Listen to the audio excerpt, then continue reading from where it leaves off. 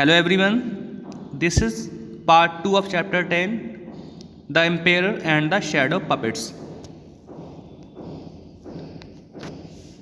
The priest first made a puppet. Priest ने यानी कि पुजारी ने पहले तो एक कठपुतली बनाई विथ कॉटन से यानी कि रुई से एंड पेंटेड और उसको पेंट कर दिया इट इसको टू लुक लाइक दिख रही थी द क्वीन रानी की तरह। प्रीस्ट ने पहले तो कॉटन से एक कठपुतली बनाई और उसको पेंट करके बिल्कुल रानी की तरह दिखने वाली पपेट बना दिया। Once the puppet was ready, जब पपेट तैयार हो गई, he invited the emperor for special puppet show, तब उसने सम्राट को कठपुतलियों के एक ख़ास शो के लिए आमंत्रित किया। इनिशियली शुरुआत में the emperor was not willing to come for the show but finally he agreed. शुरुआत में जो राजा था वो शो में आने की इच्छा नहीं कर रहा था, वो शो में आने से मना कर रहा था, लेकिन आखिर में अंत में वो तैयार हो गया। The priest was an old friend so the ampere accepted the invitation.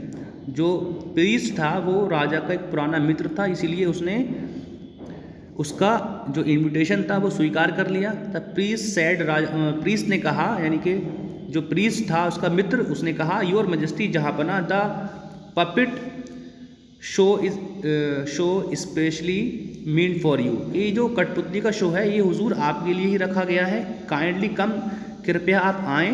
The ampere nodded, राजा ने हामी भरते हुए कहा, if you insist so much, अगर तुम इतनी जिद करते हो, आई विल बी देयर, तो मैं वहाँ पर पहुँच जाऊँगा।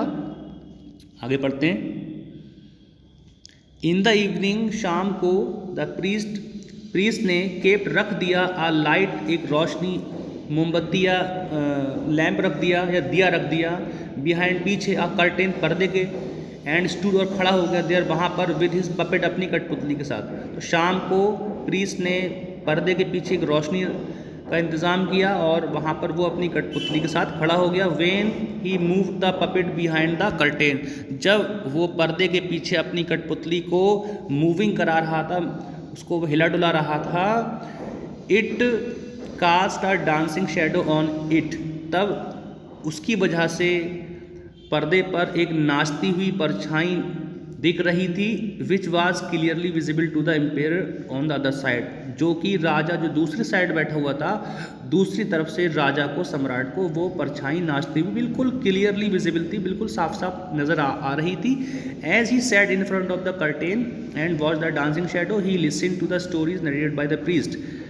राजा जो कि दूसरी तरफ बैठा हुआ था, तो पर्दे के पीछे से प्रीस्ट कुछ कहानियाँ सुना रहा था और राजा उन कहानियों को ध्यान से सुन रहा था। The stories were about the queen, ये जो कहानियाँ थीं वो रानी के बारे में थीं। दे वर सिंपली वंडरफुल, ये कहानियाँ बहुत ज़्यादा अद्भुत थीं, बड़ी शानदार कहानियाँ थीं। Brought back many sweet memories to the emperor, और ये कहानियाँ राजा की पुरानी यादों को, बहुत सी पुरानी यादों को वापस लेकर आईं।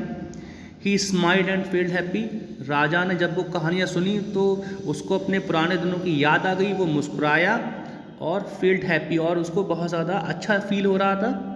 इट अपीयर्ड, ऐसा लग रहा था मानो, that shadow was narrating the story, ऐसा लग रहा था कि जैसे कि वो कठपुतली ही कहानी सुना रही है। The emperor clapped his hand with joy and said, राजा ने खुशी के साथ तालियां बजाई, क्लैपिंग किया और बोला, I would like to watch the puppet show every evening, और उसने कहा कि मैं हर शाम को पपेट का शो, कठपुतलियों का जो शो देखा करूँगा। आई एम डिलाइटेड, मैं बहुत खुश हूँ। तो इस तरह से जो राजा था उसको अपने पुराने दिनों की याद आ गई, वो उसको फिर से एक बार उसके मन में प्रसन्नता भर गई और फिर से वो अपने पुरानी ज़िंदगी में लौट गया। तो क्या हुआ, आगे पढ़ते हैं। एवरी डे, प्रत्येक दिन, the emperor began to attend the court and talk to his ministers and courtiers before he watch the puppet show in the evening. तो प्रत्येक दिन वो क्या करता था, राजा सम्राट ने कोर्ट को अटेंड करना शुरू कर दिया, दरबार में जाना शुरू कर दिया और उसके मामलात को देखना शुरू कर दिया, और अपने मंत्रियों से भी बातचीत करने लगा और अपने कोर्टियर्स, दरबारियों से बातचीत करने लगा, और शाम को वो क्या करता था, पपेट शो भी देखा करता था।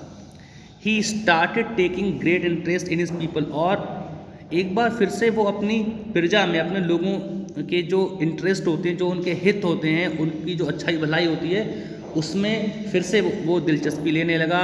The emperor built schools and hospitals in the name of departed queen. राजा ने, सम्राट ने अपनी उस अलविदा कह चुकी क्वीन को, उस विदा हो चुकी यानी कि जो क्वीन उससे बिछड़ गई थी, जो डेथ जिसकी हो गई थी, उस क्वीन की याद में उसके नाम से उसने स्कूल बनवाए, हॉस्पिटल्स भी बनवाए। He felt happy when a crowd of people would gather around him and praise him wherever he went। तो जहाँ कहीं भी वो जाया करता था, तो जब भी कोई भीड़ या लोग उसके बारे में अच्छा कहते थे, उसकी तारीफ़ करते थे, तो उसको बड़ा खुश होता था, उसको बड़ा हैप्पी फील हुआ करता था।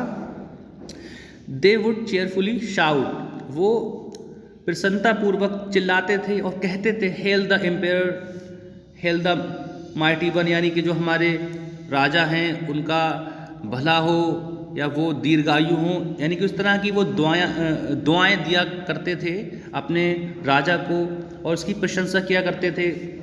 The priest spoke to him one day, एक दिन जो प्रीस्ट था वो उसके पास आया और बोला, योर मैजेस्टी जहाँ पना joys and sorrows are the part of life, कि जो दुख और सुख होता है ये तो जीवन के हिस्से होते हैं, जीवन के ही भाग होते हैं। Wherever a person is faced with sorrows he she should always think of good things and happy moments of life. जब कोई इंसान दुखों का सामना करता है तब उसको क्या करना चाहिए, उसको अपनी ज़िंदगी के जो हैप्पी मोमेंट्स थे, जो अच्छी चीज़ें थी, उनके बारे में सोचना चाहिए। They act like a source of joy that drive away all sadness and cheer us up. और ये जो अच्छी बातें होती हैं, जो अच्छे मोमेंट्स होते हैं, जो हमारी ज़िंदगी में अच्छे लम्हे आए थे, अगर हम उनके बारे में सोचते हैं तब ये हमारे लिए एक सोर्स, एक ज़रिया बन जाते हैं खुशी का, जो फिर से हमें जो दुख होता है उस दुख से हमें बाहर निकाल लेते हैं और फिर से हम एक बार प्रसन्नता से भर जाते हैं। They teach us to live, वो हमें सिखाते हैं लिव, रहना, खुश रहना सिखाते हैं। एंड डू गुड डीड्स, और हमें अच्छे काम करने के लिए प्रेरित भी करते हैं। मेक अदर्स हैप्पी, और दूसरों को भी हम प्रसन्नचित कर पाते हैं। While remembering those who are no longer with us, हम उनको अगर याद करें कि जो अब हमारे साथ नहीं हैं। The ampere smiled and nodded, सम्राट मुस्कुराया और उसने हामी भरते हुए कहा, आई thank you for guiding me and for such wise words.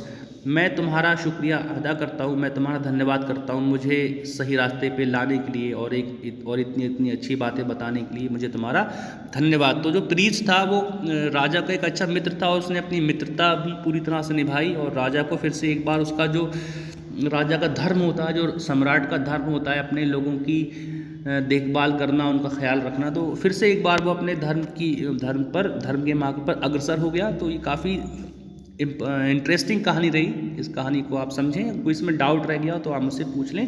आपका चैप्टर यहाँ पर एंड हो जाता है।